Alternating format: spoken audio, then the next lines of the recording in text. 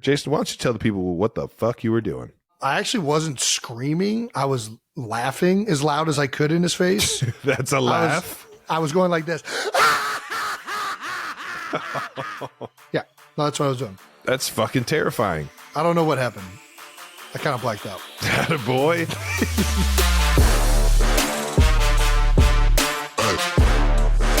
Welcome back to New Heights. Hey! Presented by Wave Sports and Entertainment. We are your hosts. I'm Travis Kelce. This is my big brother, Jason Kelce, out of Cleveland Heights, Ohio. Yeah. And welcome to New Heights. Subscribe on YouTube wherever you get your podcasts and follow the show on all social media at New Heights Show with one S, or join the official fan club at newheightsshow.com.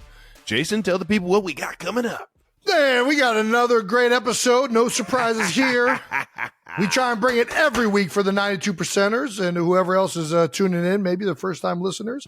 All right. You're in store for a doozy. A doozy. That's right. We're going to talk about Travis taking football abroad and tackling the NFL in Germany, the Eagles hanging on against the Cowboys, and take a look at the biggest storylines coming out of Week 9 in the NFL. Week 9. But first, as always, we got to get to a little bit of that. New news. New news. Hey, new news. We got a little family reunion game coming up, Trav. That's right. And with that, we got another merch drop. Hey-yo. First huge item of new news, we have some new merch dropping over there at homage.com/New Heights. If you want to get some family reunion game, that's right. This Chiefs-Eagles game, it's not the Kelce Bowl. It is the family reunion game. That's right. It's coming up around the holidays. That is Thanksgiving. So rebranded.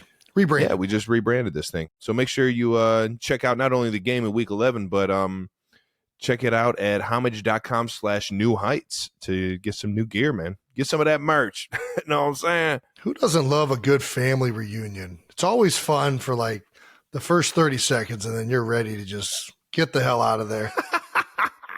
92%er time. It's going to be a big old family event down there in Kansas City in a couple weeks. All right. Now. And speaking of the family reunion merch, we got a family reunion event happening that same week. And since the game is in Kansas City, this event is going to be held in Philly. For all of you Philly 92%ers that won't be able to go to the game, we're going to have a special treat for you in Philadelphia. Make sure to follow us on social for more details and what that is and how you can attend. How about that? Rumors are we might have cute-ass intern Brandon or Jets Jake in attendance, still working on the details with their agents. And, yeah, be a lot of fun prizes, New Heights merch. I think we're going to make it a good event. We'll figure it out. Yeah. I'm excited, man. I'm excited to see what the 92%ers in Philly do on a fun special event like this, especially with Jets Jake in attendance. And cute ass Brandon. Your cute ass Brandon. Every time. And moving on to some next new news, some Dippin' Dots. Yeah. Jason, tell us about the newest addition in the Eagles O-line room. Dude, pretty cool. Dippin' Dots reached out after we mentioned them in the Cedar Point episode when we were talking about them. That's what I was going to get you for your birthday too, man. Oh, they they beat you to it. They beat me to it. Yeah, they offered to get me a freezer, and I was like, dude, I don't have any place to put a freezer, but I know some guys that like some ice cream, and a good place that freezer could go, and that's in the Eagles O-line room. All right now. So, yeah, thank you to Dippin' Dots for being the first official sponsor of the Philadelphia Eagles offensive line in particular. And I think that makes them an official sponsor of the Tush Push. Ooh. Way to go, guys. We had some celebratory Dippin' Dots immediately following the game on Monday. It's dangerous to have Dippin' Dots at your disposal anytime you want it. Not if you're trying to keep weight. Well, for me, it's good because the Eagles can't be happier with me putting pounds on. But with some of the other guys who are trying to keep that poundage down, they gotta. They can't succumb to temptation in that Dippin' Dots offensive line room. So they'll have to. I love how Jordan came on here and just told us that all our candy sucks. Listen, the Australian candy was good, but let's not. The American candy's pretty damn good too. I think I feel firmly confident in a side-by-side taste test. We'd be fine. I've never seen Dippin' Dots over there. You guys haven't figured out Dippin' Dots yet, Jordan. Yeah. You figure out Dippin' Dots. Fucking come holler at us. They didn't have a Reese's. I didn't see any Reese's over there. I didn't, the nerd cluster, as you could tell, was a game changer in his mouth. He had no idea. I had some German candy. That was pretty good. Ooh. It was like a toffee, like white chocolate mix with like an almond in it. Okay. That thing, I don't know. I couldn't pronounce the name, but that thing was fucking good. I can't wait to ask you more German questions. I'm so curious to see how this trip went. So when we get to the game, it was so much fun. I got a nice fucking. Should we wait till the game to talk about it? Frankfurt Galaxy fucking jersey. This is sweet. Where did you get that at? One of the equipment managers, actually. I think he had it in on the NFL Europe, or at least he knew where to search for the jersey. Yeah, he had a guy. He knew a guy. Had to know a guy.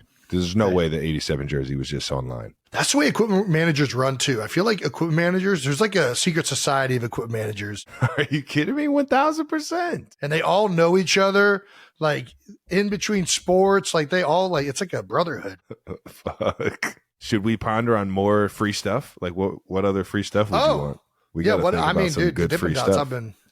I've been very happy with the Dippin' Dots. Gosh, what do we want? What would you ask for? If you could ask for anything, Trav. Dude, I've always wanted to go to space. I'm gonna fucking SpaceX. Let's fucking go. Put a rocket in your meeting room. Fucking go. Oh no! Oh, so it's just to come to. All right. No. To get to the facility. Well, let's run with this. So you want to go to space?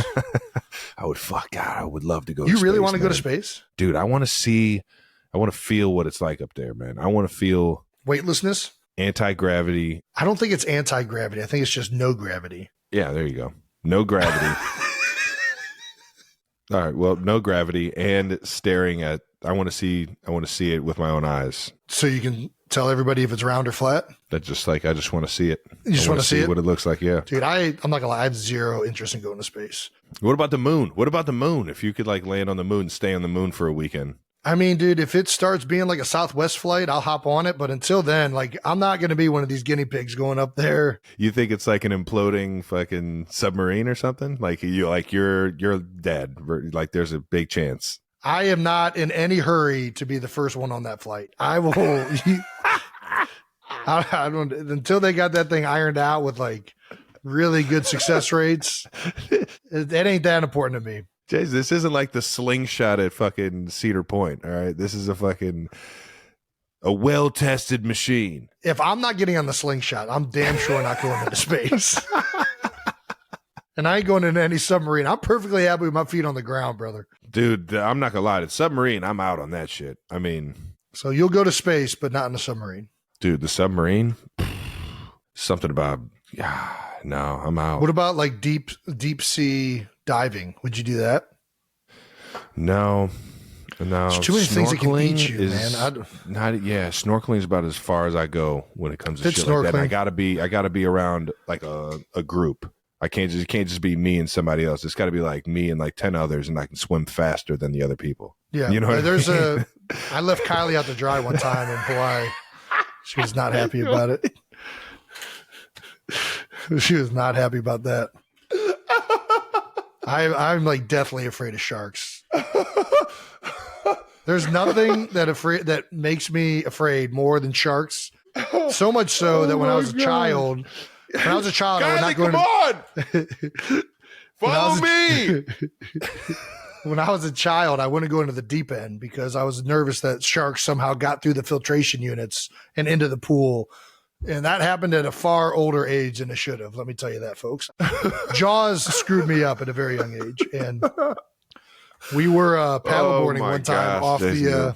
You're an amazing human being, man. We were paddleboarding one time off the coast of Maui on... I think it was when you were in the Pro Bowl and we were out there visiting you. Hell yeah. And we were staying at in Maui before we went over to Oahu. Turtle Bay, baby. Before we went there, we stayed in forgetting Sarah Maui. Marshall.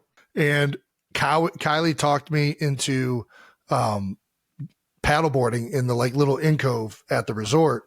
And I'm like, everything. I watch Shark Week all the freaking time. And I'm like, this is like the number one way to get eaten by a shark is get on the freaking surfboard. And I'm falling. Not true.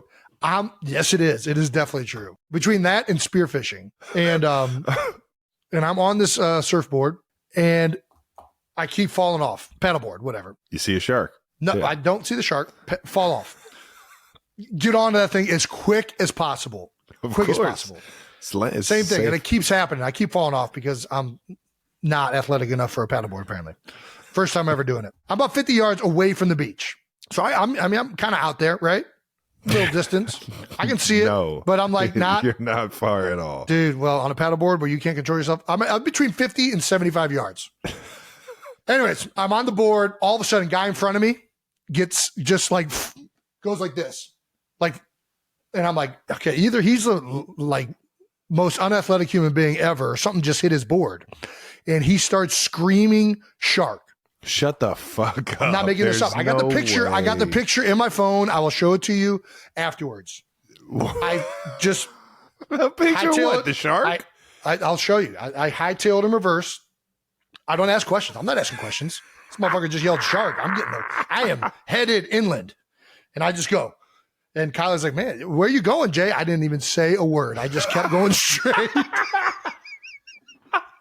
I was in full panic mode. I'm like, dude, I am not sticking around. You couldn't even relay the fuck or echo the call? You She couldn't knew. echo the call? She should know. It's a shark. I got to say, you in just game time, didn't fall in the water at all. I got to the shore quick as hell, flew to the beach. This guy gets back on the beach. Kyle's like, what happened? I was like, that guy just got hit by a shark. And she's like, are you kidding me? And I'm like, yeah, I swear. And then he finally gets in. And this dude has a full on like bite print on his board on the back of it. And then I got to sit there and watch the guy evolve the story over and over again throughout the day as people would come up and ask him. It started with like, yeah, the shark hit the back of the board and I fell in the water. And then it evolved to like, oh, the shark hit the back of the board and I gave him the people's elbow as I came down on top of the shark. I fucking showed that shark. Don't ever fucking bite my board. Yeah, everybody kept buying him drinks and the story just kept evolving. But oh man, that's dude, golden. it was terrifying. And then went to the same resort and I'm there with Bo Allen 2 years later. No, not again. I'm snorkeling. Why the fuck did you go? There's one area I'm not going back to it. But he talked me into it. There's no way I'm going back to that exact. They told me when it happened, they've never seen a shark. Haven't seen it since They then. said they've never seen one. The next time I'm in the water. It's a resort, Jason. They have to tell you that. I got the goggles. If word gets out that they got sharks right off 50 yards off of the fucking shoreline, nobody's going there. Dude is spearfishing right over here. Goggles on. I'm just in my zone, looking at turtles. What do I see? I about shit my pants. I'm not. There was a guy spearfishing. There was a fucking shark, and it was not like it wasn't a great white, but it was one that was big enough that it could mess your leg up or something. I mean, it was. I'm not messing around with that. So I hightailed in reverse. Didn't say nothing to Bo Allen either. I see sharks. I'm not.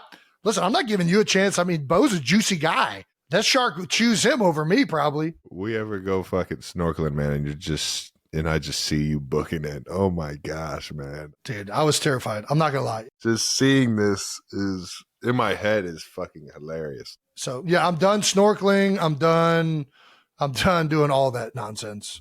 And I'm definitely not going into space. You just got to go in a submarine so the shark can't get you. Listen, I don't know what the sharks are in space that I got to be worried about, but I ain't going up there. You talking about the aliens? Aliens ain't gonna fuck with you. All right, man. Well, shout out to SpaceX. Jeff Bezos, hit me up if you need somebody to go to space. You can do the podcast live from space. Dude. I'll do it down here. Dude, let's do it. Up there. Let's do it. Dude, it would actually be pretty cool. You go up in space and we can show all of the people that think the earth is flat that it's actually round. I'm in. It would be a good service. Finally debunk this. I mean, yeah. All right.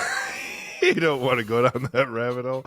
Yeah. All right. Well, let's keep this thing moving to some fan mentions of the week. For this week's edition of fan mentions, we're bringing back fan art. That's right. We got a few of the 92%ers to send in some cool stuff that you guys wanted us to see. First user is Drew drew this. Nice play on your name and Hey. words there, Drew. Nice name, user. Posted an incredible drawing of Jason on the Club 92 fan feed. Dude, that is a good photo. In quotes, I finished this illustration of you, Jason. Next is El Trabador. Dude, that should be your fucking like profile picture, dude. Is this what I really look like? Or is this way better than what I look like? That's what you look like when you were on the, like, wearing the mummer's suit and fucking screaming on the podium. I feel like this is what you... That's what I look like? 100%. I got a good yelling face. Yeah, no, there's a lot of fucking emotion in that thing. Look at the fucking eyebrow and yeah, that's intense. Well done, Drew. You don't want to be the person on the opposite, on the receiving end of whatever you're saying right there. I've been there before. Yeah, I definitely saw this before the game. I don't know if this played into any subliminal messaging that happened in the game, but I was a big fan of it. So well done, Drew. Well fucking done. Up next is Batsy Crazy on the New Heights Reddit page, shared a photo of their creation and wrote, I custom made sexy Batman and Big Yeti in Funko Pop world. So this is pretty sweet with the New Heights light that you guys can purchase. Am I that out of touch? What is Funko Pop? Funko Pop, I mean, they're just like little collectors, little collector items. I'm pretty sure they're all... I dig it. If this is what they all look like, I'm in. That Big Yeti, I want that. They all look more like you. The head is more like that. Like the Batman? Yeah. I think they're both great though. These are pretty fucking sweet. I want that. That Big Yeti needs to be on a Christmas tree. That does look like an ornament. Yeah. That thing looks sweet. Dude, if I could get a Big Yeti tree topper and just had the Big Yeti on the top of the tree holding a star, that'd be an ornament for me. Now what you're doing is you're manifesting it by saying on the right show, you know? Yeah. 92%ers, let's figure it out. They gave me Dippin' Dots last time. Somebody will figure out a way to 3D print a Big Yeti with a star. Heck, might need a ignition lab out here. Hey. All right, it's time for No Dumb Questions. Moving on. It's time now to answer a few not dumb questions because there's no such thing as dumb questions, just dumb people. Yeah, right now. That's right. No Dumb Questions is brought to you by our friends at Accelerator Active Energy. It's so much better than passive energy because it activates and it accelerates and it energizes and it hydrates. Accelerator Active Energy is available on Amazon. All right now. Just like everything else. Killing it. From at Hannah McDougal 9182. No Dumb Question. Swifty here in parentheses, just stating that she's not a 92%er. What is on the wristband that the quarterback wears, and what is on the massive sheet that the coach holds all game? Looks like a lot of words. It is a lot of words, Hannah, and it's very confusing. It's ironic that you asked what both of those things were because they do have something in common. They have the plays on them. There you go. That's right. That menu card that you see the coaches wearing, well, that's exactly what it is. It's a list of all the plays that we have kind of separated and organized in a way that the coach can call them according to the situations that's at hand. So whether it be a first down, second down, they have plays specifically in the game plan for their first and second down. And that goes with third down, third and short, third and long, meaning third and 2 versus third and, like, let's say 10 yards plus, third and 2 yards, third and 10 yards plus, if I'm making any sense. I just don't like the layout of the sheets when I see them. I think that I don't really understand them. Like, I think maybe if I understood it more and I actually went through it with one of the offensive coordinators, I would get it. But whenever I get it to be like, what's that third down run again? What's that? And then I get it and I have to like find the third down. I'm like, why don't you just have like a color coordinate? And some of it is color coordinate. I don't know. It's confusing to me. I can't find it. It's not confusing at all. It's not? It's not. It is so labeled and clear cut. Exactly. Like third down runs is 100% a section in there if you guys have it, it's over by where the runs are. Like you'll see like first, second down runs, goal line runs, third and short runs. Yeah, but I would think like the third down would all be like in the same area, so that you don't have to flip to the pass section to get to the third. You know what I mean? You just don't like that it feels it's separated weird. in run and pass. Yeah, it just feels like, I don't know. It feels like it's very segmented and it's hard. Whatever. It's not. So I am curious about the quarterback wristband because I've never. You never looked at it? No. Sometimes to get a play call in, it's just easier to say a number. I would assume that's what it's for. Yeah, they're usually longer plays where there's like a lot of words. I don't know. I think it's different in every room. It's the wristband is to help the quarterback on whatever he's having trouble with. Like, listen, I get that we want to be creative, and I'm not a fan of the wrist. If you have to read the play, I feel like there's a 0% chance we're going to be efficient at this play. That is so fucking true. I don't think I've ever seen Pat actually look at a wristband. I mean, we do it all the time, and sometimes it's successful, sometimes it's not. Maybe it's if like the play, because you only get to talk in the microphone up until about 15 seconds on the play clock, right? Maybe it's just like a quick way to get to play 35 instead of trying to having to say the whole thing. Yeah, I mean, I get it, but I just think it should be like this. It should be get the play 35. It should be like a look, and then it's like, all right, it's double right after, you know what I mean? Right. But if you're like going like this and you're like F mode to trips right, like all this stuff, I'm like, dude, you know what I mean? Like, I just hope you can read the defense faster than that. Yeah, dude, I cannot stand when the play call sounds like a short story. He's like F move to trips right, Z shift. Okay.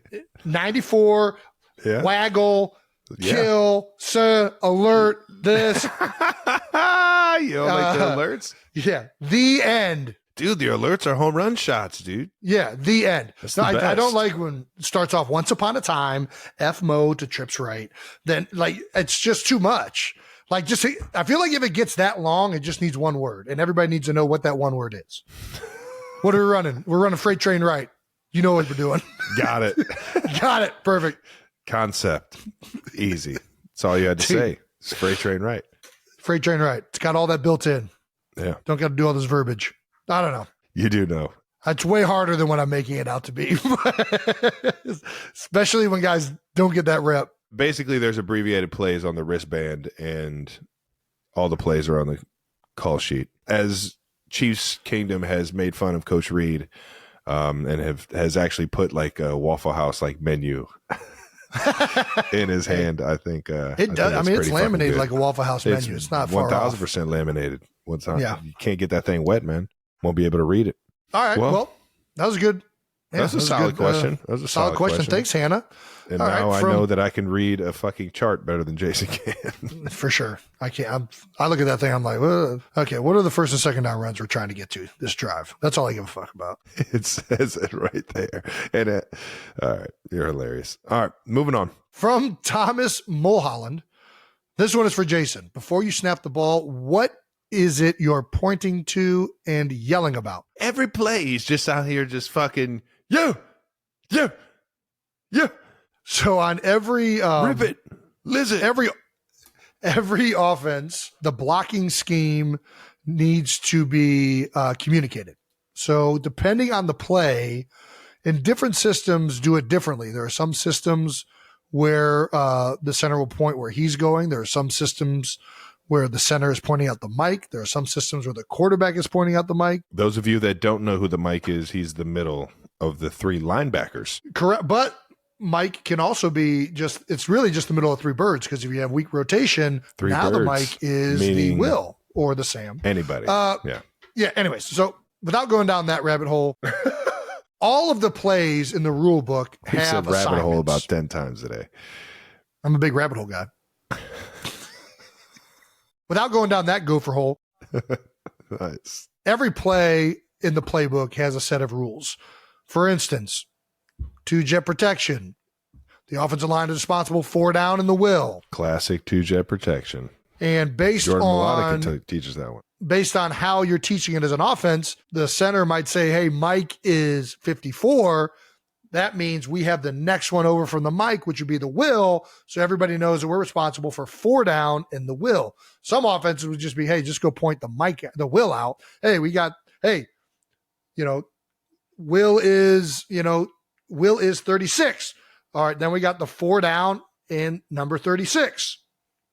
You can also sort that. There are different calls that indicate how you're blocking those guys on pass plays. It could be a sort protection, which means you're kind of blocking more. You're responsible for more people than there are blockers. Sort protection. Let me write this down. So if there's 3 blockers, you're sorting out 4 potential players. There could be a man protection, which is 5-0, which you have all 5 guys on the line. There's a lot of different things. But anyways. Mike, and you said Mike, Sam. Without going down that snake hole. Anyways, all of this communication is just to set the blocking arrangement so that everybody knows who they're responsible for, and you yell it so that everyone hears you. 54 is Sam. That's it. Nice. So you point and yell. So everyone's on the same page. Got it. All right. Well, perfect. That's what he's doing. He's pointing and yelling. I hope that helped, Thomas. Yeah. From Barely Contessa. No dumb question. Did you guys have a part-time job in high school? If not, what kind of job did you want to have? I had no part-time jobs in high school. I had played sports and music. You did? And it was to chaperone kids. I was a camp counselor. Well, I guess I did that too you're talking about the high hockey rink? Hockey camp? Well, you did the hockey camp. I didn't do the hockey camp. I did the basketball camp. I was next door. Nice. I guess that's kind of a job. 100% was my first job. Did you ever cut people's grass for money? Or rake leaves? No. I think I shoveled snow one time. I don't know if we did that together or not. No? Dad saw me raking leaves and mowing the grass one time, and he said, "Boy, you better get paid by the hour."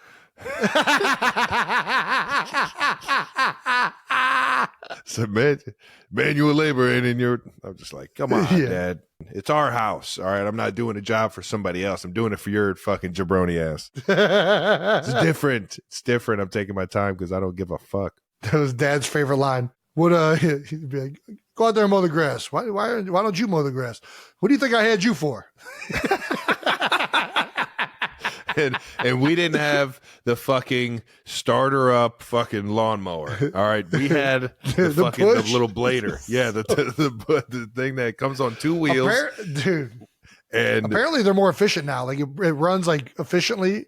Ours would clunk up. You'd have to go over it 3 or 4 times. There's no way it's any different than what somebody it was told me they're pretty good now, but no, it doesn't matter. You let the grass get as high as Ed Kelce did, and that shit ain't fucking mowing through nothing, dude. You're just going over the same spot. God fucking damn it. Can this one piece of grass, please? Why can't this one piece? It can't get caught. It just keeps going down. And it pops back up like Alfalfa's little freaking haircut.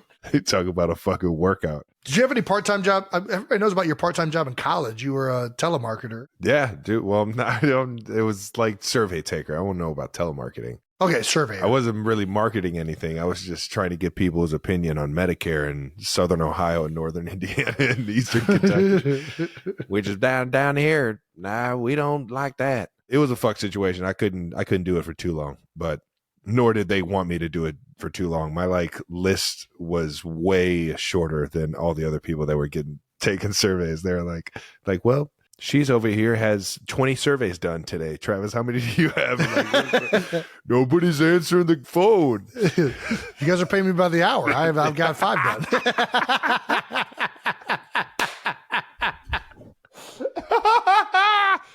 Damn, that's good. Oh, man. I did bouncing for one day, and then I didn't necessarily get fired. I had to quit. Butch Jones told me I had to. He told you to stop. Yeah, where were you a bouncer at? I was a bouncer. I don't want to name the club. It was a downtown spot at Cincinnati. Yeah, that was the only part-time job that I would consider I've ever had. I was a bouncer one off season a summer. Me and a bunch of other offensive linemen worked at McFadden's down in you and a couple others downtown Cincinnati, which is no longer there, I don't think. R.I.P. McFadden's. Yeah, R.I.P. Yeah, and the first thing they said is we don't want altercations. We just want people to behave. Your job is to not only preserve the peace, right? Separate, diffuse situations. They made it very clear they do not want altercations. And And then on top of that, another part of our job was to clean the floors. So like if somebody broke a glass, we had to get the mop, sweep it up, get the floor back to being danceable. That was kind of the gig. And what a fucking job, man. They told us firmly, we don't want altercations. But one of the other guys that bartended with, or that bounced with me, was a big fan of altercations. And he became a bouncer because he wanted altercations.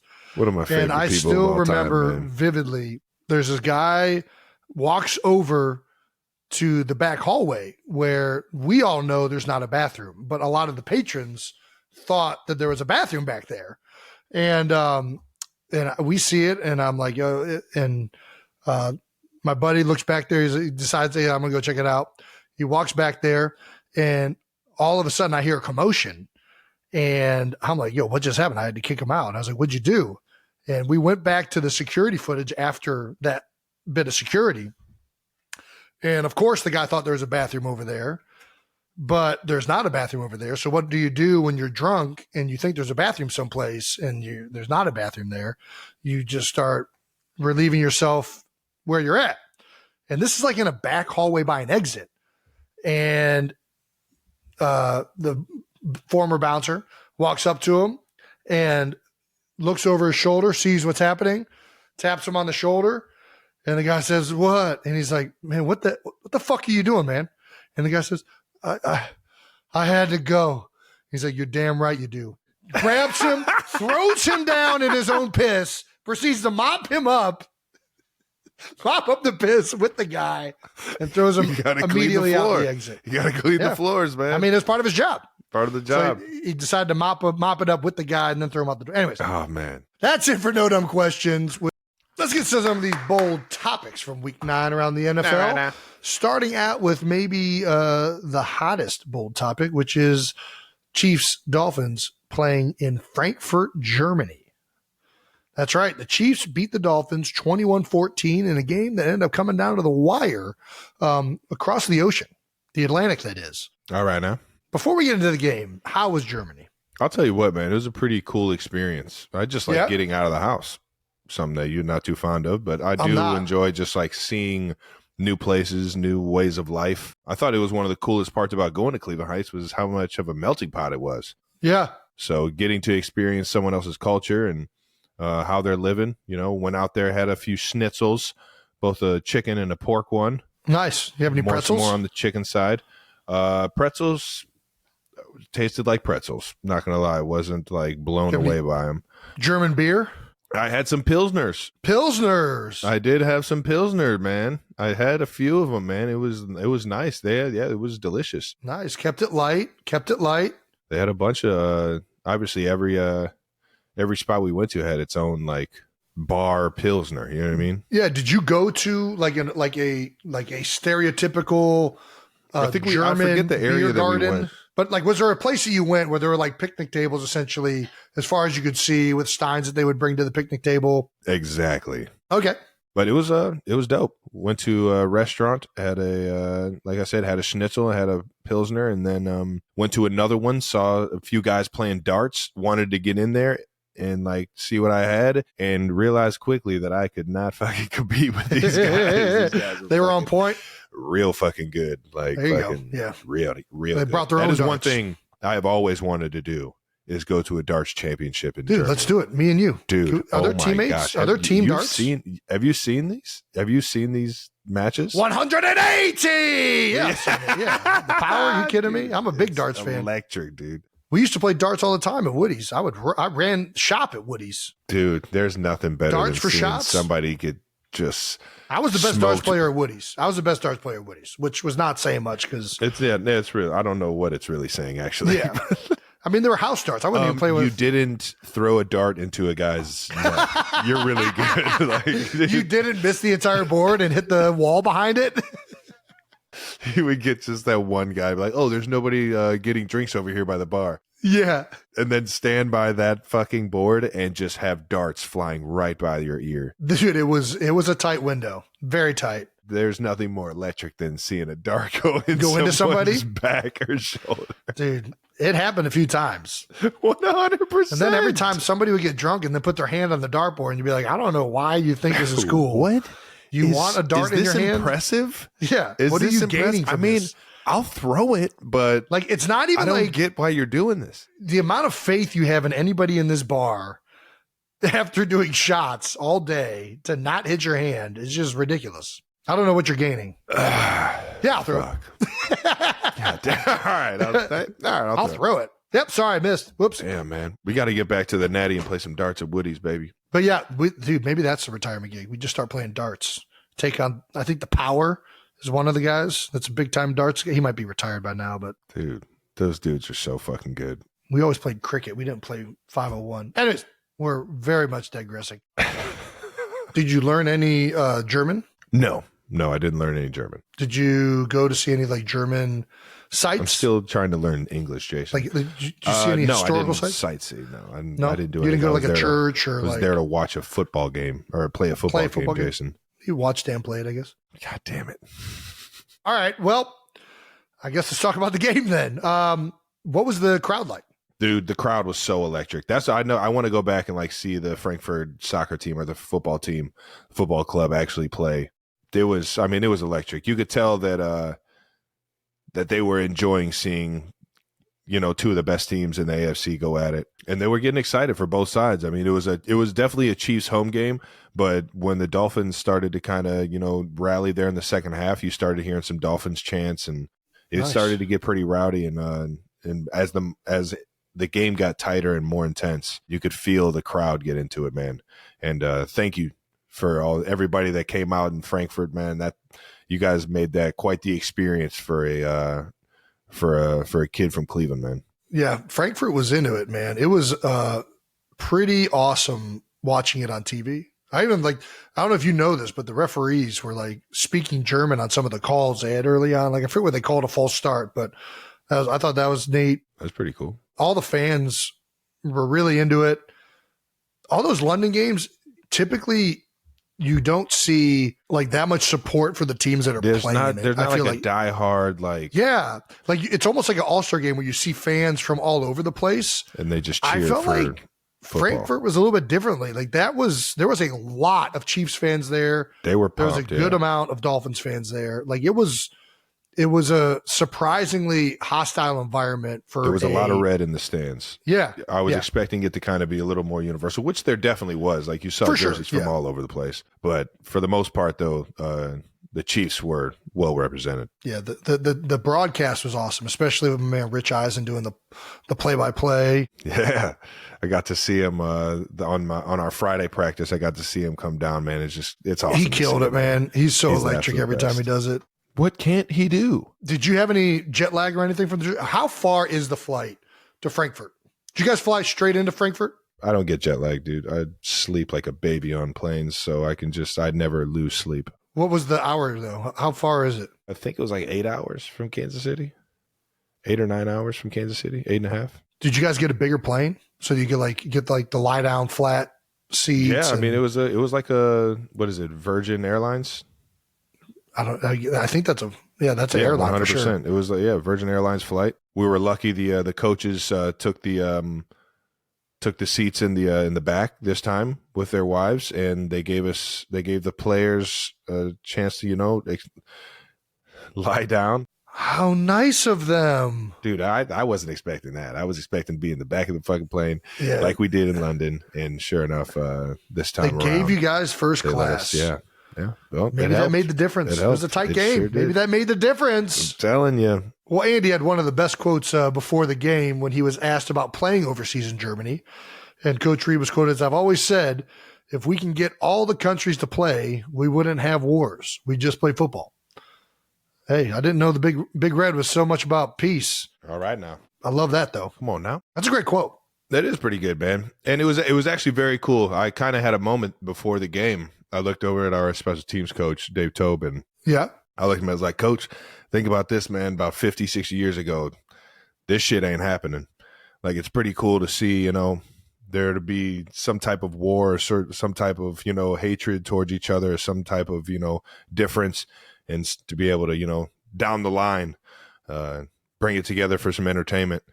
I thought it was a pretty cool to actually kind of sit there and think about it there for a second. It does feel like during the anthems and like right before the game that feelings like that come in. So just gets a little bit more emotional, man. Yeah, that had to be intense. That's awesome. Well, let's get to the game.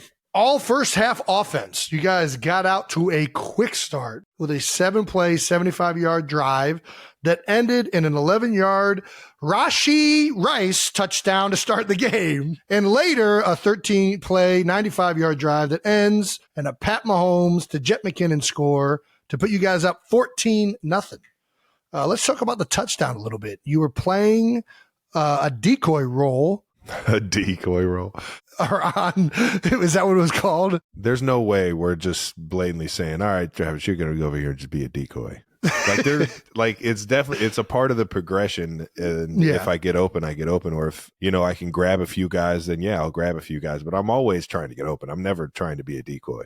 Well, the Dolphins definitely bid on the decoy. 3 Dolphins defenders are on the Big Yeti, which freed up Jet McKinnon. The play was actually drawn up for me. It was drawn up. That play is meant for, him to go through his reads and kind of read through me, essentially, as the first read. And then when everybody stayed on you, that's why the Jets opened there in the flat. Hey, he was like, why are there 3 people on him?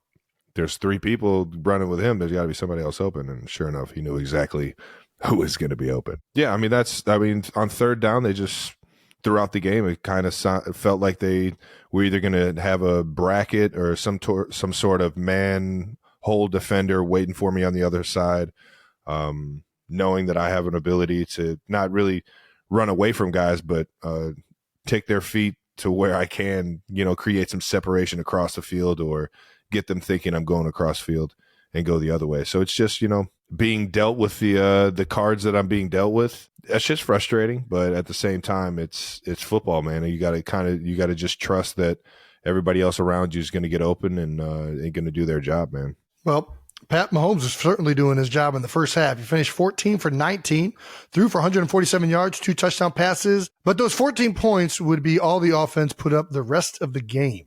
In the post-game interview, Pat talked about the offense.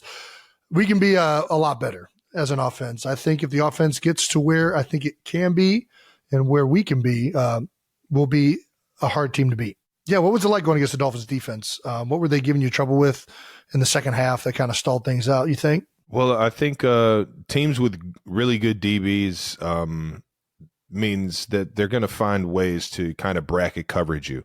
When you have smart DBs and guys that can play, can kind of read routes or kind of read concepts, and just have an idea, it's going to make it challenging when they run their zone coverages. So that's kind of what they were doing on first and second down, was playing their prevent, keep it all in front, don't get beat deep, and make you drive down the field. And with a team like that, you got to have the run game, and that's just, I think, why we were so successful in the first half, is because we were running the heck out of the ball, man. Yeah, you guys were really getting after it. Papa Checo, man, he was downhill, and kind of put it on our O-line to be a physical, dominant team, and they showed up, baby. They showed up. Second half was dominated. Well, first half and the second half. The defense was dominating, as they have been the whole season. Damn, it's good to have a good defense, man. Fuck. I'll tell you what. Dolphins obviously have been heralded for their high-powered offense, almost setting an NFL record not too long ago against the Denver Broncos. But they struggled in this one. The Chiefs' D shut the Dolphins out in the first half. It's the first time that's happened to the Dolphins in 40 games. Damn. Yeah, even predating Mike Daniels' time there. Held both Tyreek Hill and Jalen Waddle to under 100 yards receiving. There was a clip of you catching up with Tyreek after the game, attempting to do a jersey swap. What was it like seeing Tyreek on the opposing team for the first time? I mean, I think you said it. We kind of talked about it, man. That dude is fucking, seeing him live, he's got to be the best ticket in the NFL. Dude, it's crazy. Seeing that dude live is the most exciting thing you can see in the NFL. Yeah. It's unbelievable. And you put him with Waddle and all the other speedsters that they have, and damn, that's a that's a damn good and exciting offense to play in, I'm sure. But with that being said, man, you don't always see success stories when a guy leaves an organization like Tyreek did, and man, it's just good to see him. It seems like he's still enjoying life the way that we know him to, and sure enough, he's looking like he's going to break the NFL record for most receiving yards in the season, and couldn't be happier for him, man. Yeah, I don't think it matters what team he's going to be on. He's probably going to put up some pretty good numbers because he's an absolute freak. Yeah. And I don't think he ever got the credit he deserved as being the best receiver in the league when he was here. I think him going to Miami and doing essentially the same thing he was doing here and then taking it up a notch, he's finally being regarded as the best receiver in the league. And, I think that was something that he knew in his heart he was. And we always were telling people, but it's good to see now. Yeah, and you're seeing the Dolphins do a lot of similar things that Big Red did with him, where they do all the funky motions. They do things to really make it hard for you to locate where he's at, the crossing routes off the play actions, like all these things that he was good with the Chiefs, he has still done. And to some extent, he gets an opportunity to do even more in like this type of offense where they're already doing crazy motions nonstop. But Tyreek, I think he was happy to see Big Red, as we all saw before the game. He snuck up behind him and gave him the old Pillsbury Doughboy poke. Classic, it was you could tell it was two kindred spirits coming back together for a moment there. Chiefs D finished the game with 3 sacks and 2 forced fumbles. One of those forced fumbles resulted in a touchdown, and it was probably the most exciting play that I might have seen in a while. I mean, that was wild. Whenever you get a lateral, it is going to be an excitement. Damn, that shit's electric, man. It makes you want to lateral every fucking play. So, does Coach Spagnuolo, is that what he's preaching? He wants guys to lateral to play on. You know what? I'm not in those meeting rooms, but that looked like that was pretty natural. And granted, guys have been. I at least assume you'll see it more at this point when DBs intercept a pass. Like, I feel like I've seen more laterals off of interceptions or like fumble recoveries or something. For sure. Well, you know who made it big for a while was Ed Reed and the Ravens defense. Like, I feel like they would try and literally lateral it just to Ed Reed. Well, I think you're right. Yeah, they would try and get the ball like the most athletic guy. And I think there was a purpose behind it because back then the offenses weren't putting up as many points. Their defense was clearly like the leader of that team. So they really made an emphasis of like trying to score on turnovers. And it was always exciting. And I loved watching that stuff. And I don't really remember them botching them when I was watching it. Like it was always, it was pretty successful. It was always what you saw on Sunday, and that was Brian Cook taking it to the fucking house, baby. Dude, UC's finest. Yeah, right there we go. It's both of them. That Cincinnati to Cincinnati connection there. Mike Edwards is also from Cincinnati, the city. He's from UC as well. No, he's just from the city. Oh, Didn't go to UC. From the city, though. Well, yeah. Cincinnati connection. Yeah. Yeah, always big when you score before the half. So, yeah, Cook's first career defensive touchdown. Arana. The Chiefs' defense also came up clutch at the end of the game when Miami had 2 different chances to potentially tie it. It did get pretty competitive there towards the end. The first of those drives was disrupted by a huge sack for a loss of 11 yards by defensive end Tershawn Wharton. Turk, yeah. That's what we call him. I love it. After the game, you were quoted saying, "I can probably tell you halfway through the season that this is the best defense I've ever played with." I mean, yeah, I think you're right.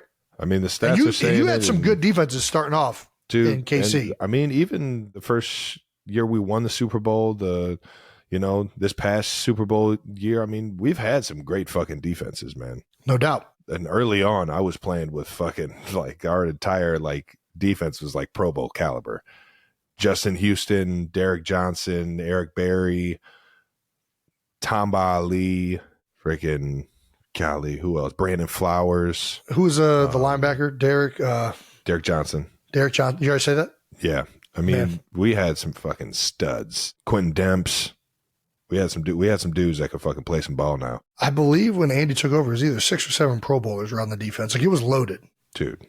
We had nuts. Yeah, and we were doing one-on-ones with them because they were all considered outside backers. one-on-one pass rush. Yeah, that's fun. That boy, Justin Houston. Good luck. Yeah, better eat some more cheeseburgers, Kelce.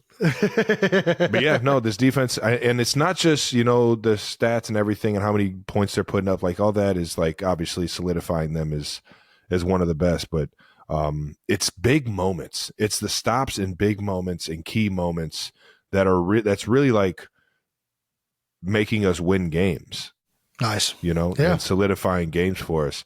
And that's when you have a great team when they're playing their best at their best.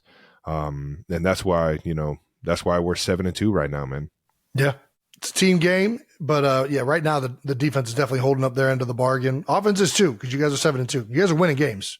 I was about to say, dog, we coming at. I mean, shit. No, you guys are getting it done too. There's no question. You got Pat Mahomes, Andy Reid. You guys are getting it done. But Pat definitely he stressed it. I think you've stressed it enough.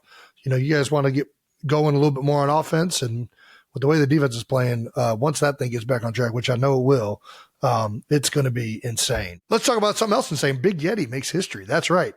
You are officially the Kansas City Chiefs all-time receiving yards record holder. You broke the record in this game. The record was previously, the record now is 10,941 receiving yards. You passed Tony Gonzalez to become the Chiefs' all-time receiving yards leader. You finished with 14 yards receiving, and you beat the record by 1 yard. Dude, that's a buns day right there. It's a heck of a way to break the all-time receiving record. That's so buns. I should have broke this record like 3 games ago. And I'm just sitting here either way. It is an absolute fucking honor, man. Ever since I came here to Kansas City to, be mentored by the greatest tight end to ever do it in Tony Gonzalez. Yeah.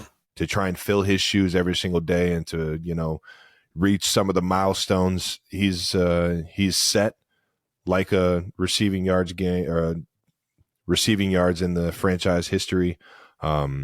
It's just an honor to even, be here in KC, knowing that greatness has walked them halls and, I can be a part of that greatness, man.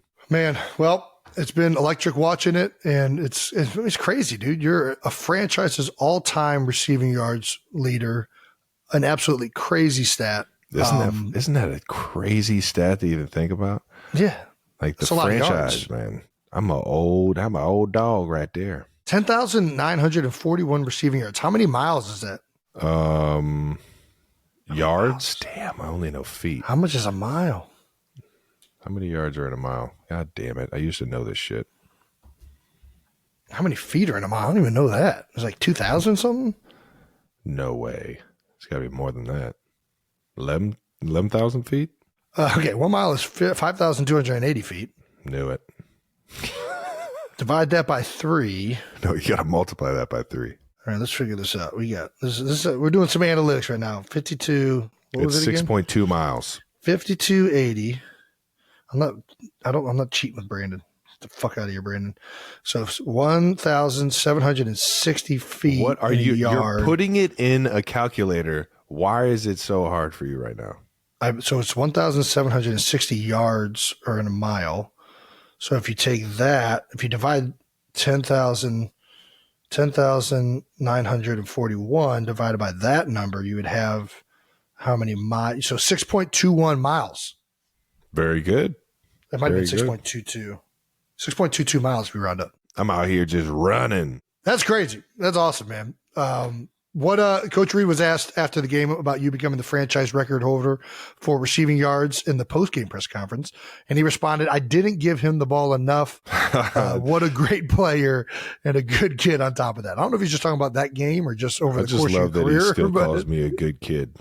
Dad, he's just a good kid. The guy's just fucking – you can say whatever you want about him. He's a good kid. He tried to give me the ball. I was either sorry and just buns and couldn't get open, or football happened and Pat had to go somewhere else with the rock or get out of the pocket, whatever it may be. I know Coach Reid is dialing me up. There's no shortage of me getting dialed up on Sundays. So we'll keep trying to put up those stats, and who knows? Maybe I'll catch Tony Gonzalez in the most receiving yards ever by a tight end when I die, because I still got like fucking 4,000, 5,000 more yards to go. Pretty incredible that you hold that record. And we're going to wrap up this section with another record that you guys set from the week with the LeBron stat of the game, which is the Kansas City Chiefs are now the first NFL franchise to win a game in 4 different countries. That's right. Germany, England, Mexico, and of course, the red, white, and blue. Dude, that makes me like one of the only players. It is. Because I was here for all 4 of those games. Who was here for all 4 of those games? Was Pat? Did Pat win in England, or was that Alex? That was Alex. That was Alex Smith.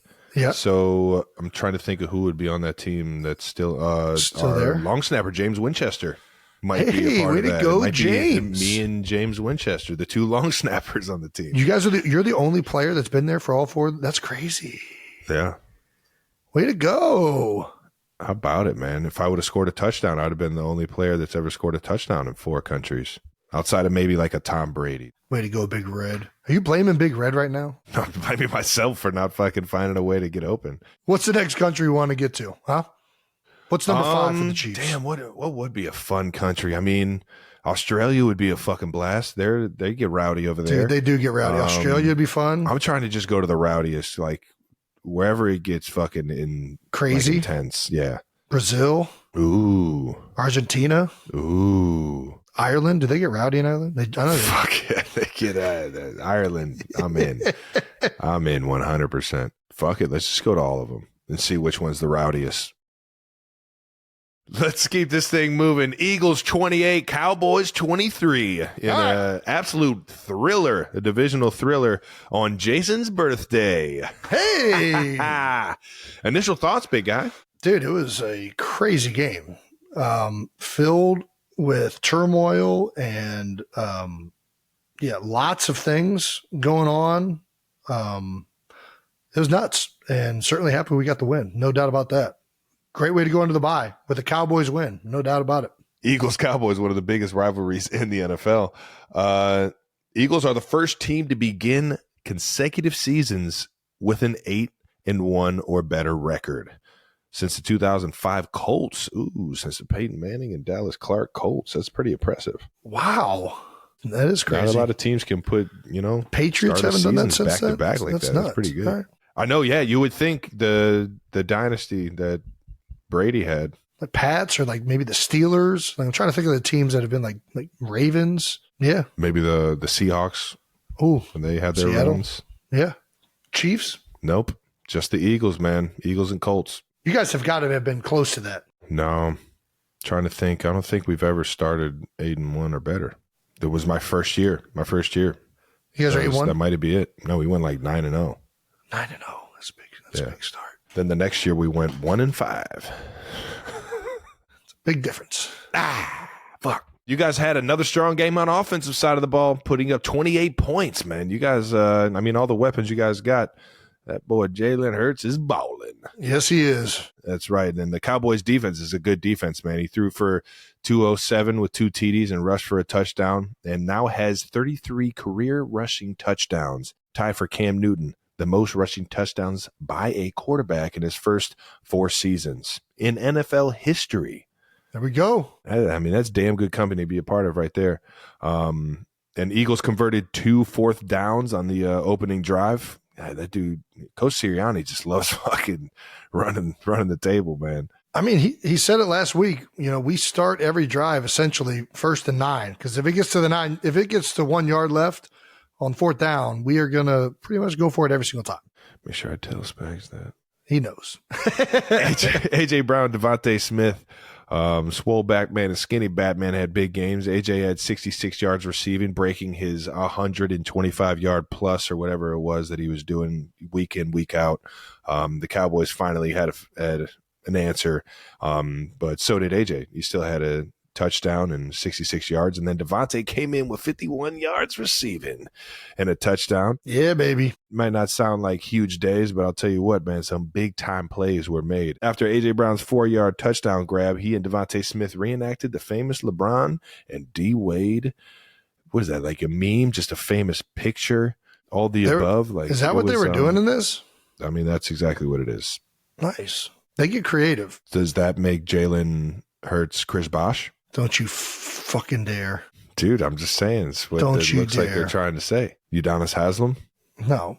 Jalen's fucking Mike Rubio. What the fuck's the guy's name? Fucking head coach. What the fuck's his name? Fucking Mike Rubio. Marco Rubio. What the fuck's his fucking name? The dude Ricky Rubio, who you're referring to, he plays. No, I'm talking about the coach. What's the coach of the Miami? He's still there. He's a great You're coach. talking about the film guy, Eric Spoelstra? Spoelstra. I was way off. Way off. Yeah, I thought it was pretty good. One of the best, most iconic photos of all time of two of the greatest basketball players ever played the game. Well done. It's good coordination. Yes. AJ Brown should have just had LeBron cleats on. So how does this work? After he scores the touchdown, Devontae finds the camera, and then he assumes the outstretched arms of Dwayne Wade. So the actual, I forget the full play, but essentially they're on a fast break. D Wade throws the no look alley-oop, and LeBron comes in, and then the picture kind of says everything that I just said. So yeah, but I'm just wondering how it gets choreographed. Like, does AJ? I guess I can ask AJ. Does he go? This is the only way to get this answer is to ask them. Like, they're like, hey, you're going to find the camera, and then when you find this it, is then I'll why jump I up can't behind do you. these kind of celebrations. Yeah, right. There's too much going on. I did it one time, and it was actually with Alex Smith, who did it one time and never did it again. But we choreographed a potato sack race. It was me, Alex versus the cheetah. Nice. We said whoever scores the touchdown, whoever gets the first touchdown gets to win the race. So it's like everybody gets up and you have to like act like you fall down and yeah, you're doing the thing. And I won. I beat the cheetah in a race. Well, but it was set up from the beginning. It was a fixed race. Yeah, but if you look at it, the cheetah tried. You think they have a wristband on this? They're like, all right, what celebration are we running? 15. Not a fucking chance. But ask him. All right. The biggest offensive play of the game for some people is Jason. You screaming right in that man's face. Yeah. Jason, why don't you tell the people what the fuck you were doing? I actually wasn't screaming. I was laughing as loud as I could in his face. That's a laugh? I was going like this.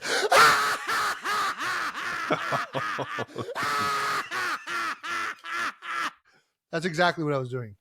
Yes. You were like bringing him closer with everything. That's what I was doing. Jesus. Yeah. No, that's what I was doing. That's fucking terrifying. You're like a fucking thrilled villain. Yeah. I'm not sure which one crazed fucking psycho. Yeah. I don't know what happened. I kind of blacked out. Attaboy. Get Bo Allen to fucking carry you home. New Heights Reddit page had some fun with this moment. User Non-Ramen posted a screenshot of Jason yelling and wrote, "No right answers. What was Jason Kelce screaming?" So we have a few one here from the user Boy Wonder. The Boy Wonder. It's about this girl named Bella, and she meets his family called the Cullens.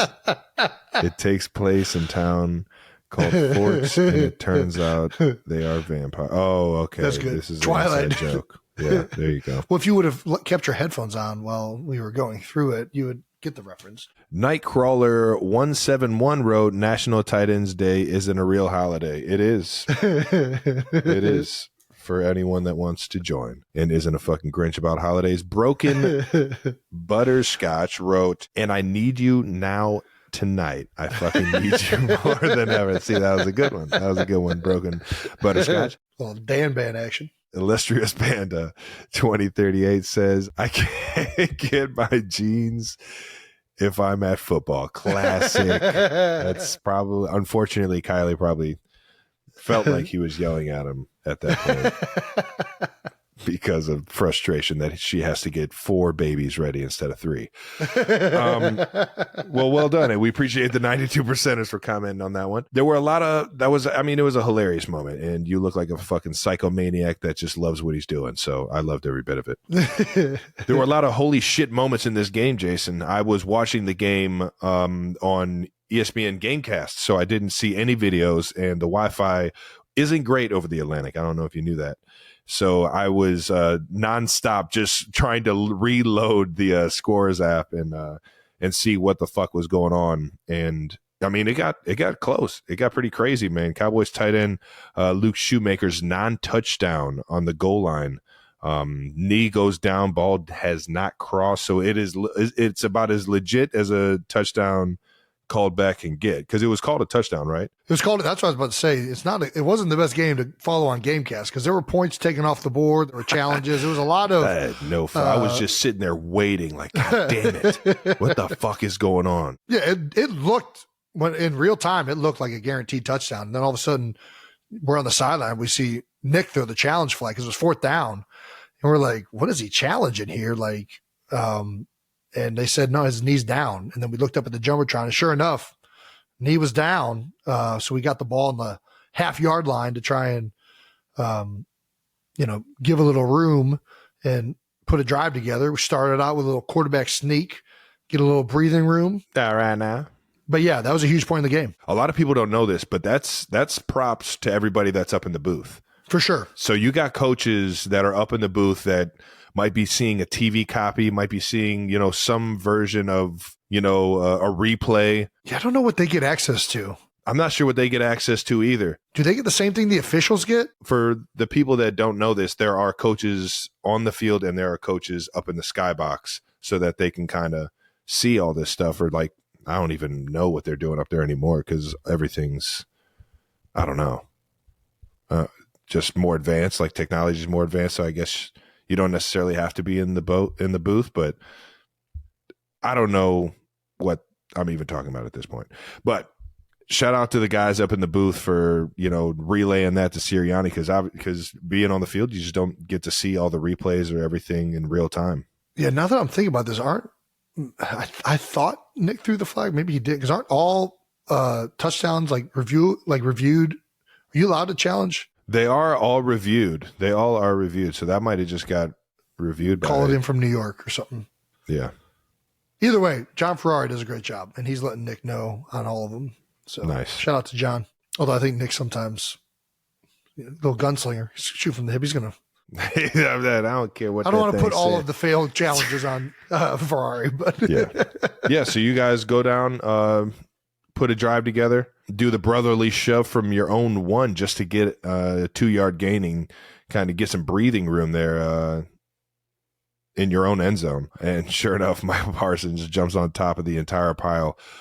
Might not be the most effective way to stop the tush push, but it definitely looks like a fun way. Yeah, to he's join. Wave surfing, tush push surfing. Boy, that's just the best. Crowd surfing. Dak did step out of bounds on a 2-point conversion, and damn, I know he wants that one back, man. Yeah, with 6:23 left in the fourth quarter, the Cowboys attempted a 2-point conversion to make it a 3-point game, which is always, that's a big time moment in a big time game. And I'm sure when he scrambled and extended the ball out for the pylon, he definitely thought he was in bounds with it. So yeah, he had the room and the space, definitely wants that one back. And then Tyler Steen's fumble recovery with 1:07 left in the game. You guys have the ball on your own 32. The Rook. DeAndre Swift ends up running into A.J. Brown, causing the fumble, but the Eagles' rookie offensive lineman comes up clutch with the fumble recovery. I've watched this play multiple times. Still can't figure out how. I still have no idea how Tyler got the ball.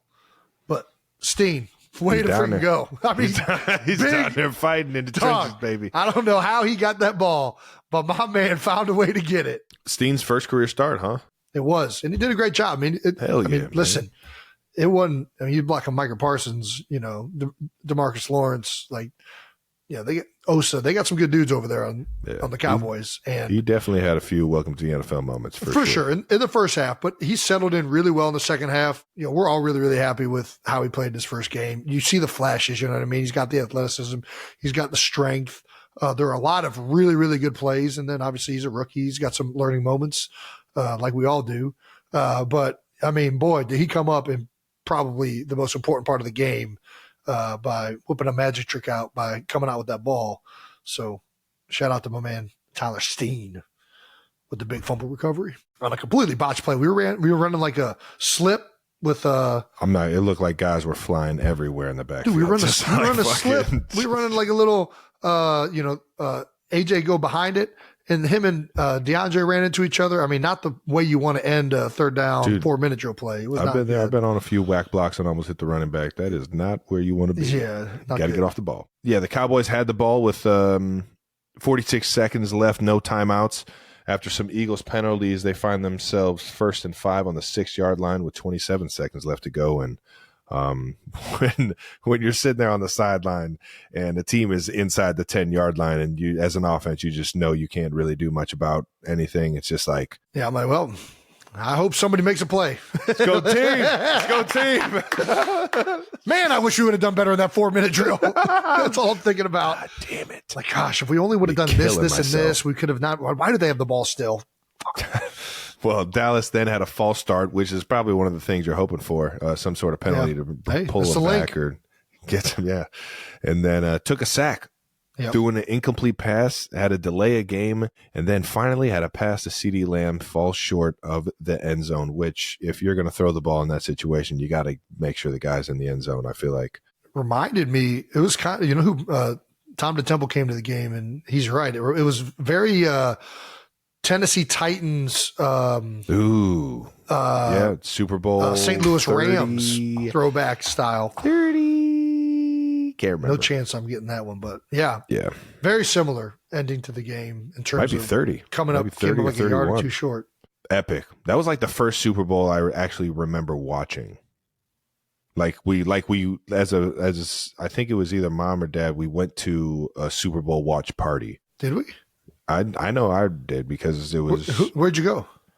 I don't fucking remember where. Don't I just remember being at a house and it was like you could see like Rams stuff all over. Super Bowl 34. 34. I was kind of close. I knew it was in the 30s. I have nothing other than that. We walked out of there with a Kurt Warner Super Bowl mug or a cup. There was like a little party cup. That's cool. Yeah, I used to drink milk out of it and hope that one day I could be like Kurt Warner in the greatest show on turf. You're definitely not Kurt Warner, but you did all right. Back to the final sequence of the game where the defense comes up big. Lane Johnson was quoted saying he aged in dog years watching that final drive. Dude, it was nerve-wracking on the sideline. Like you said, when you're out there and you're just watching the defense and there's nothing you can do, it is like, man, I really hope we pulled this out. Come on, boy. Come on. Well, you guys pulled it out. Any final thoughts after the game? Obviously, a lot of things to clean up, but to head into the bye week, 8-1, beating the Cowboys, I'll take that those results any day of the week. We just got to clean some things up and, but really happy, obviously. The NFL gave you a beautiful birthday gift after a long, hard-fought W, and that's a drug test. Hey! Because, Jason, there's no way you're playing this game at 36 years old the way you're playing it, man. This guy's juicing. He's juicing. He is he's cheating. Mom, he's cheating. Sounds familiar. Yeah. Oh, man. Nah, man, that's I think I actually got drug tested around my birthday too. I know I got hit around then. I'm not sure if they time it up like that, but it's definitely it's never fun after a game. It's the worst time. That's the worst because and I get you're it. Typically more dehydrated than you ever are, and it's not like you want to get out of there. Go. Yeah, you want to get the fuck. We just out want of there. a big game. I'd love to go drink some beers with my friends, but now I got to wait for 4 guys to pee in a cup that are dehydrated and they're not getting it done on time. But I mean, I think it's good because I think they started doing it after games because there are some things that get out of your system quick. So they're trying to make sure that they're getting guys as close to game time as possible. But yeah, it's not ideal for, getting out of the stadium. And I didn't even get to see Mom in Orlando when we played, not Orlando. Oh my gosh, what away game was that? Tampa. She went to the Tampa game and there was just took too long doing. Took too long. Couldn't I'm get like, to the Mom, buses. I'm not like by the time I'm getting out there, I'm like literally the last one getting on the bus and we're rolling. So yeah, it sucks, but whatever. Yeah, it is what it is. And yes, you have to do it immediately. You have like a 2-hour window, a 3-hour window technically, but because if you're in a away stadium or You know what I mean? You have to do it just about immediately. I feel like somebody got out of doing it immediately, and I don't know what they did or if it's an option, but they definitely make it seem like you have to do it immediately. But I don't know if that's. I think if it's an away game and you can't use it and everybody's got to go, it's like, all right, you get on the plane, but you have to do it as soon as you arrive. Maybe that's probably what it was, because it was definitely an away game. Like when you land, you have to go straight to the facility or straight to a tester and get it done. But either way, kind of comes with the job. And, we like it that way. So it keeps all the guys that'll fucking juice up. Oh, my gosh. Fuck. Could you imagine getting hit by a guy who's on fucking... We've definitely been hit. We've definitely been hit by guys with steroids. It's always ironic when, like, you're playing a guy and then, like, 3 weeks later he gets popped and you're like, no wonder he was so strong. Dude was the strongest man in the fucking world. His hands were so vicious. They were fucking stones the way he was hitting me. Holy fuck. LeBron's stat of the game, Jalen Hurts is 10-0 in regular season games against teams with a 500 record or better. Yeah. Since 2022. That is a fucking LeBron stat if I've ever heard it. That is a big LeBron stat. Like we said, if you're in fucking the cahoots, or if you're in fucking LeBron stats, you're doing something right. But that is as LeBron stat as it fucking gets right there. Let's keep this thing moving to bye weeks, man. Congrats on the win. Yeah, well, we both enter the bye week, ironically, before we both play each other. So midpoint in the season, how are you feeling physically? What are you going to do during the bye week? If I can give you any words of getting that sauna, baby, gets those recovery juices flowing. You know I'm with it. Dude, yeah, 34. It was right around 33 or 34 for me where it really started to like change, and bye week's big. So bye week is big. Be doing a lot of activation. Get these things. Takes a little bit more to get that motor up and running. Exactly. All right, let's get the caffeine. Let's do this hip exercise. Let's get this Theragun. Let's get this band. All right, glutes still aren't firing. All right, let's get on this machine. Yeah, all that shit. No, it is fun. How are you feeling going into the bye week? I feel good. I'm a little banged up from last game, but I think it should be good by the time we're coming out of the bye week. Got some things fun. I'm going to Thursday Night Football in Chicago. Obviously Amazon bought the Kelce documentary, and we were talking when that whole thing was going down about maybe getting out during the bye week to the Thursday night game, and going to have a lot of fun with all those guys, man. You got Fitz, Sherman. You already know it's arguably my favorite crew. I've got a lot of favorite crews, but that all together full. Yeah, Tony, Whit, Carissa, Fitz, Carissa, you name it, man. They're all Taylor. Can't forget Kirk and Al up in the booth. Oh yeah, it's gonna be a good time. I can't wait. Richard Sherman on there having some fun as well. Typically, you go to warm places in the bye. We're going to go to Chicago, a little bit different. But shots out, baby. Hey, little Windy City action. Yeah, so I'll be there for a day and a half. That'll be fun though. That's a cool stadium to go to. Always. They're trying to figure out a new stadium right now for Chicago. So who knows how much longer Soldier Field will be there. So who knows what the city's to do? Yeah, who knows what the city's going to do? But yeah, that's my plans. Anything? What do you got? I plan on getting his body right. I got a little bit more banged up this week than I was hoping. Which keeps you around and keeps you trying to, get better. I think that I never like to plan things on the bye week. I'm not, because you just don't know how healthy you're going to be, and you don't know how you're going to feel. Whether you're winning or losing, I'm not trying to go and fucking be out and about if we're out here losing.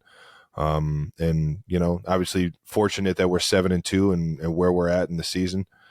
But I definitely got the future in mind, and got to get this body right and get as healthy as possible going into arguably the biggest game we got on the schedule, and that's the Philadelphia Eagles, man. The family reunion game. All right, now let's get into a little Week 9 roundup. Yeah, give some insights on some big headlines from Week 9 in the football world. Jason, start us off, man. Yeah, well, probably the biggest news from last week is had a head coach firing. Raiders let go of head coach Josh McDaniels. Raiders announced they were firing Josh McDaniels last Tuesday night after just 1.5 seasons with them. After the news broke, there was a story that was released from a team meeting that happened the Thursday before by Jay Glazer, who reported there was a big airing of grievances in the meeting, and players just unloaded on Josh McDaniels. And finally, Josh McDaniels actually had Antonio Pierce, the linebackers coach, get up and speak on behalf of him and the coaches. When Antonio Pierce got up there, he brought up the old Giants team that beat the Patriots, Josh McDaniels' team, in the Super Bowl in 2007. And he said, no matter who we play, we thought we could beat them. We had a game plan that we could beat them. We had to believe that, and that's not here right now. We have to believe it here at the Raiders that we can beat anybody. When Pierce finally finished up his motivational speech, everybody thinks they're great except for Josh McDaniels. Josh McDaniels then goes over to Pierce and says, don't ever talk about the Patriots like that. That is such a...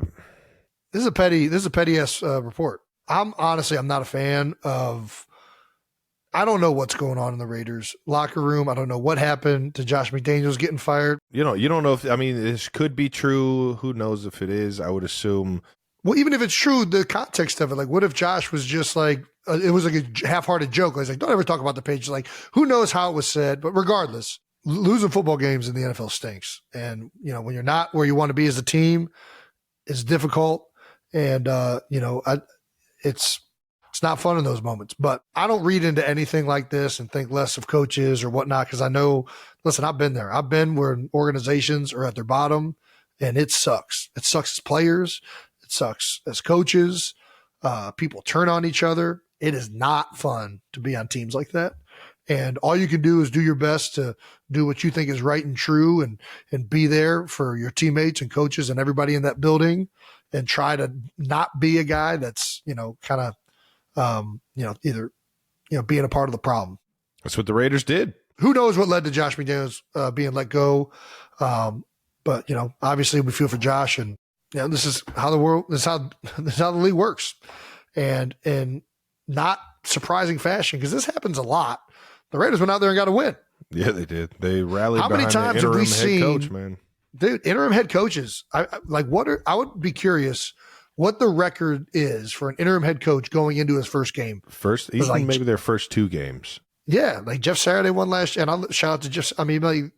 It is not uncommon for interim head coaches to go out there and get a dub, and the Raiders went out there and got one. They beat the Giants 30-6 under interim head coach Antonio Pierce. Damn. And the team was celebrating. There were some happy Raiders in the locker room.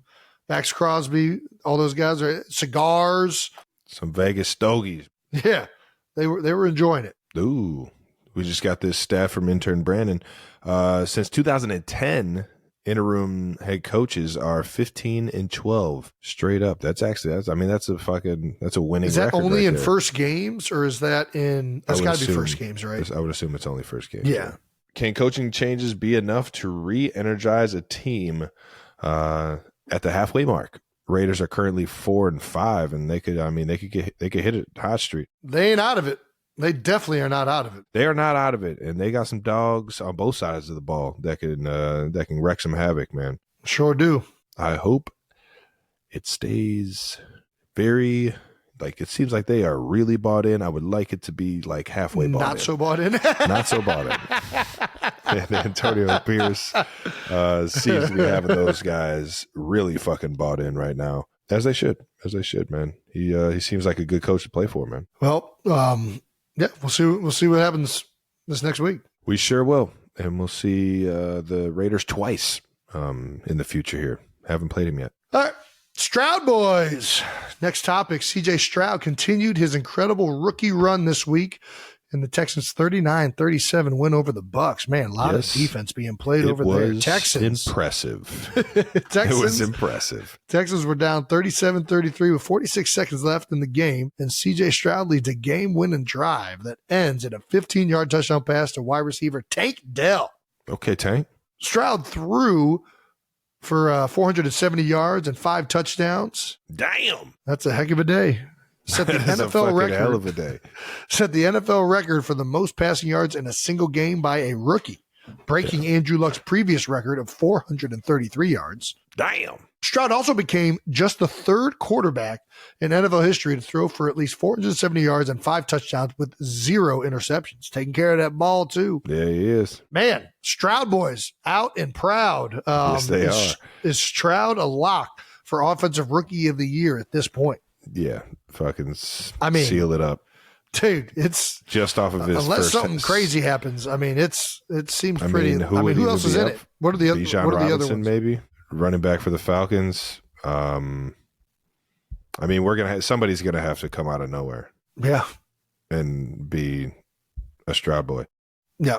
How optimistic should the Texans fans be? They should be very optimistic. They got a fucking great coach, and they got a guy that's actually slinging it and taking care of the ball while he's doing it. And it looks like they got a lot of young receivers and a lot of young skill position that can fucking be accountable, man, and come up big in big time moments as they're, having a 46 seconds left in the game, having a game winning drive. I mean, that's big time ball right there. Who's struggling right now is my guy Josh Allen. And he was struggling with this taunting penalty, man. It's fucked up, man. You can't point at a guy. Everybody loves taunting. This is so fucking whack. In the first quarter of the Bills-Bengals game, Sunday Night Football, Josh Allen pump fakes a guy, then points at him and laughs. And, got a taunting penalty for pointing at him because you can't point at a guy. It's illegal. It's taunting. You could call him anything you want, but can't point at them. Yeah, everybody knows you can scream in their face. You can't point at them. This is so fucking whack. This is so whack. Allen gets called for taunting, and the fans online were pissed, as they should be. One of the weakest taunting calls you've ever seen? Probably. I'm not sure if I've seen too many of them, but I will say, though, in the referee's defense, this is getting called every time. I'm not saying it should be a penalty.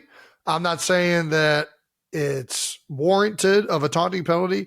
They are going to call you if you gesture in the other defender's area or the offensive player's area, you are going to get a taunting penalty. So I can stick my tongue out, put my hand behind my back, put the ball over my head like this, but I can't point at you. I'm not saying it's right or wrong. All I'm saying is, I think that's so fucking bogus. I can high step and dance into the end zone, but I can't point at you. If you are high stepping and pointing, it is going to be a taunting. Yes, of course. I'm not saying it should be the penalty. I'm just saying that's what it is. Like, I don't think every holding call is or isn't a hold. I just know what is going to get called a hold 9 times out of 10. So what's the difference between a guy pointing at you and then a DB going like this, looking at you right in the face? The difference is you're not pointing at him. The difference is you're not pointing at him. It's the exact same thing. You're taunting him. I agree. One is going to get called. One isn't. 100%. I think so. That's all I'm saying. Like, it's ridiculous. This is what I'm saying. It's going to get called. We could debate whether it should be a penalty all we want, but it's dumb. That's all I'm saying. It's going to get called every time. It's a stupid penalty that has gotten called every time.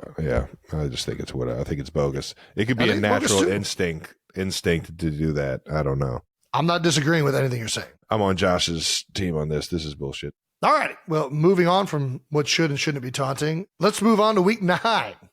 New Heights Stamp of the Week. As you know, every week we get to the New Heights Stamps. That's where Travis and I each pick our person as the Stamp of the Week for taking their game to new heights. Trav, who you starting off with? I'm talking about another Butch Jones product, baby. Woo-hoo! A rocket scientist. My man that doesn't need practice. He can just go in there and just, not even take a rep with the offense yet and find a way to get a dub. And that's Vikings' new quarterback, Joshua Dobbs. That's right, man. Jay Dobbs was traded to the Vikings on Tuesday from the Cardinals, who he was originally playing for Cleveland, got traded to the Cardinals, then got traded to the Vikings, and ended up having to go in against the Falcons. And that's right, had a game-winning touchdown pass. 31-28 victory over the Falcons with 22 seconds left in the game. Finished the game with 158 yards, 2 touchdowns, no interceptions, and a rushing TD. This guy was putting up points, man. He hadn't taken a single snap or a single rep in practice. He was actually on video taking snaps for the first time from the center on the sideline. I think that's, That if that doesn't tell you that we don't need to practice throughout the week, I don't know what does. Because he just went out there and got a dub in the NFL without even taking practice.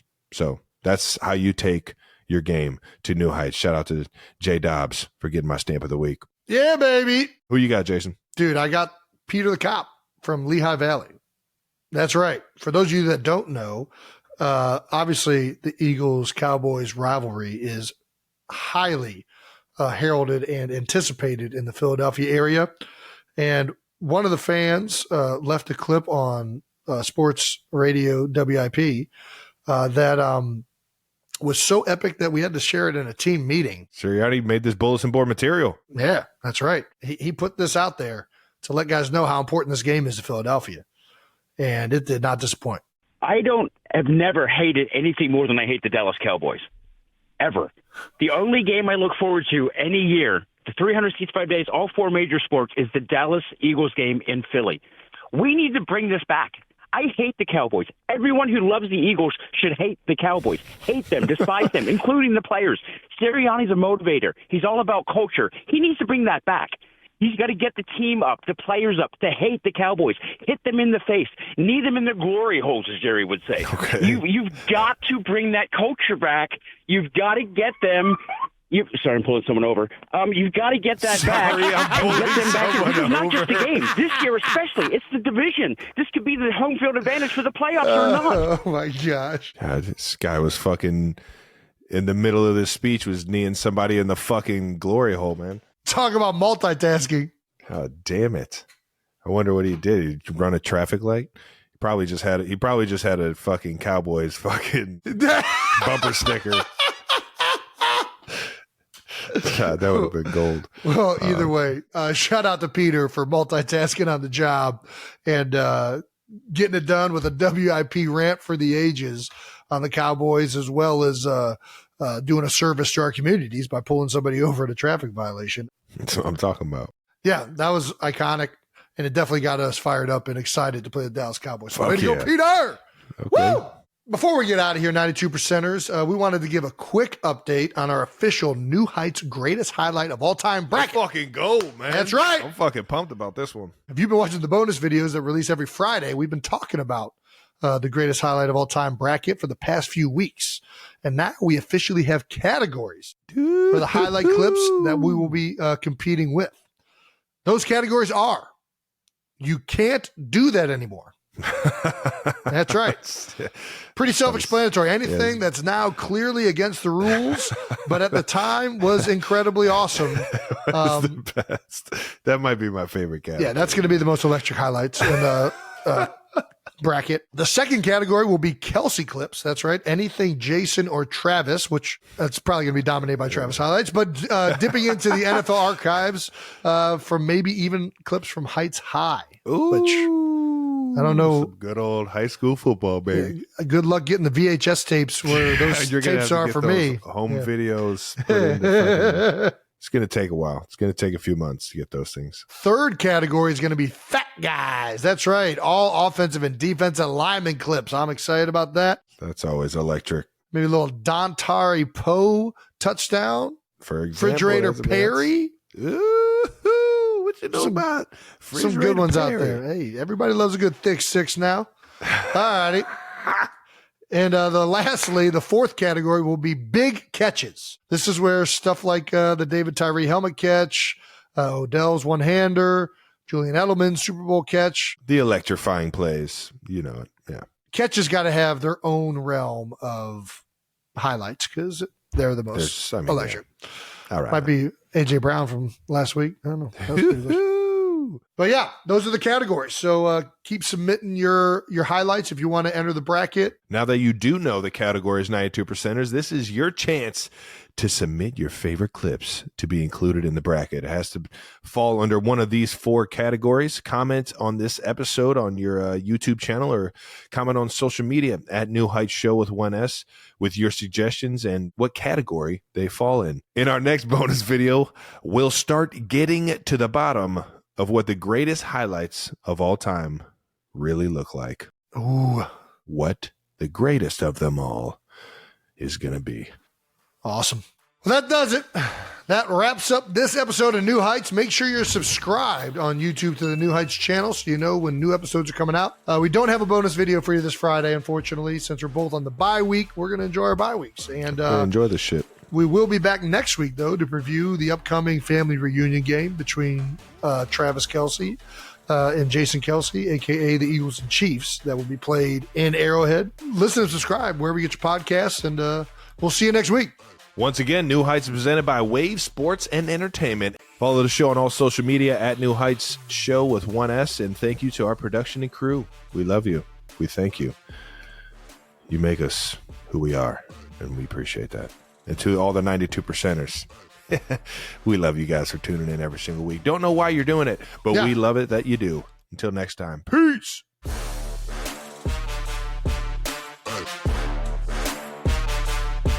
Hey, man, come on. Get accelerated. Let's go.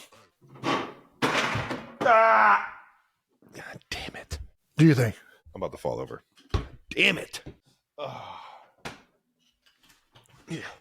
I got to get a roller chair, man.